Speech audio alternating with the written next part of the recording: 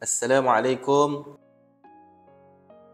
Tuan-tuan, dalam kehidupan yang penuh cabaran dan dugaan ini, kita semua pasti memerlukan panduan dan petunjuk daripada Allah Subhanahu wa taala. Saya kongsikan satu doa.